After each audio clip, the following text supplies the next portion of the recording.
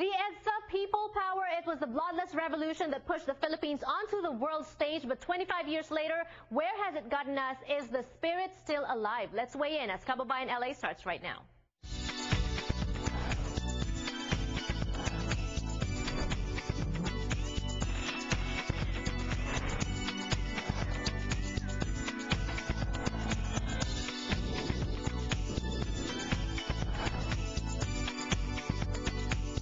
About 2 weeks ago, the whole world celebrated the people power in Egypt. It was very successful, but don't forget that 25 years before that thing in Egypt happened, we did it in the Philippines. The EDSA revolution, it was a bloodless revolution.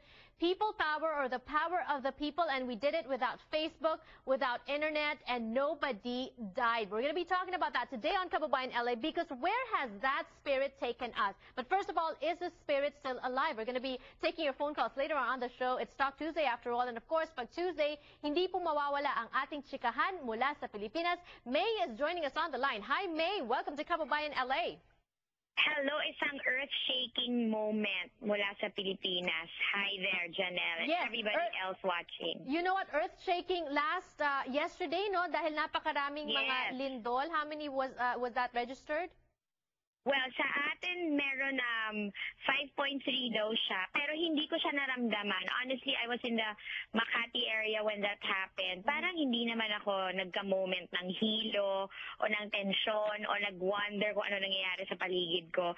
But the epicenter that was traced 25 kilometers from Nasugbu, Batangas, and mga around 10 siya. So, most of the people were in their offices, and marami namang nagsabi na hindi nila naramdaman. Okay, and we're thankful that walang casualty, walang damage. Although very good, yeah. In New Zealand, marami. We're going to be talking about that on the show on Friday. Yeah. So abangan niyo po yan, mga kababayan. But meanwhile, May, mga may init na balita mula sa Pilipinas. Let us start off with the win or the victory of Nonito Donaire last Saturday. Correct. Isa na namang earth-shaking moment naman yan dahil para sa kalaban niya na knock-out after 2 rounds lang. At very proud na naman ng mga Pinoy. A lot of analysts are saying na ang yapak niya ay parang sa success din ni pambansang kamaong Manny Pacquiao. So, pareho siyang taga-Jensan. Marami ng mga comparison na ginagawa. And we're very happy, of course. Pinoy pride pa rin yan. But at the same time, he's also hounded by several controversies, diba? Kaya sana he continues to triumph in his succeeding bouts. And in the meantime, sikat siya ngayon dahil syempre, kine-carry din siya ng rival network ng GMA, which is ABS-CBN. Okay. So, tingin ko malaking posibilidad talagang magiging maingay siya in the coming months. Yes, May, how big of a factor is that na ang nagbi-build up sa kanya is ABS-CBN, and we know the rivalry of networks in the Philippines talagang sobrang matindi yan, no? Very intense. That's right.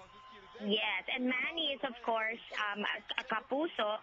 He is signed up with GMA7. So, from what I can assess, no, from my personal assessment, of course, ABS would use him as leverage to sort of also have their own boxing champ in their side of the ring, diba? Right. Nila. Okay. So, I'm really expecting that iingay lalo yung pangalan ni Nonito. Okay, and for now, congratulations, Nonito. Enjoy the victory. Yes. Wow, second round knockout itong si Montiel. Na hindi birong fighter itong si Montiel, but of course, we're very proud that Nonito beat him only on the second round. And now, another earth-shaking ba, earth-shattering ba, I'm sure very, very positive naman yung naging experience ni Taylor Swift in Manila. I'm so sad that I missed this because I was in Palawan again when the concert took place.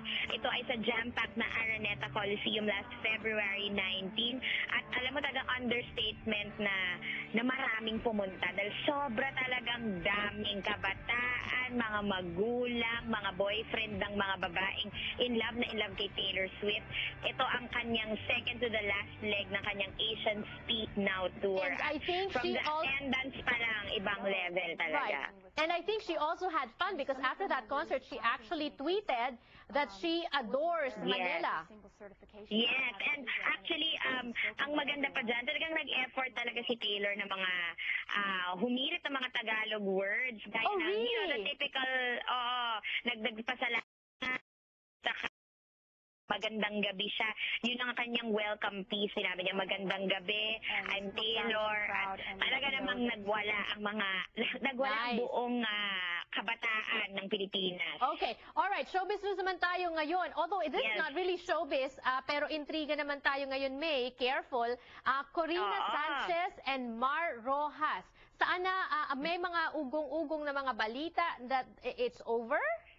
Oo, ito ngayon ang pinag-uusapan sa call centers. Okay. Anong chismis? Pag-recess nila. The news is that, well, she already denied it. Corina already said na parang, sorry to disappoint the source, but they're very much in love daw and happy together. But the thing is, alam mo naman pag may usok, di ba? If there's smoke, there's fire. Sige. Meron na talagang usap-usapan na si Mar daw apparently ay may third party. Okay. At talagang medyo controversial ito. Mar, of syempre. course, used to be, was a candidate for vice president. Ka-teammate That's niya right. si Noy, running mate niya si President Noy Aquino. And of course, Corina is Correct. back doing newscasting sa TV Patrol sa ABS-CBN. And ABS-CBN, another that's controversial ABS-CBN figure, itong si Chris Aquino. Sino ba talaga ang kanyang dinedate ngayon? Nako, sinasabi naman niya na, in-admit niya na si Junjun Binay ay possesses the qualities daw that she admires in a man. At Okay. naging magabait daw na kaibigan talaga sa kanya. The only thing, tsaka doon sa mga nalilink sa kanya, maraming nalilink sa kanya in fairness. Ito lang si Junjun yung only one na she's been communicating with. They were Okay. seen together at the party of Senator Jinggoy, and nag-movie date na rin sila before, na-chismis na rin yan, no? But actually, mas major chismis is Chris got a bracelet as a birthday gift from James. Ayan. They're very much okay now, and they even spent Valentine's together with their 2 children. Oh, how So, ang nice. Baka dami-daming naman yummy meron pang chance chismis. for reconciliation. Aabangan natin ang susunod na kabanata. Meanwhile, May, thank you Correct. so much for sharing those And stories with us today. also- Thank you so much. That was May Valdez, ang ating correspondent sa Manila, Philippines. Ngayon, sa pagbabalik natin sa Kababayan LA, people power in EDSA. Buhay pa ba? At where has it taken us? We're going to be talking about that when we return. Don't go away.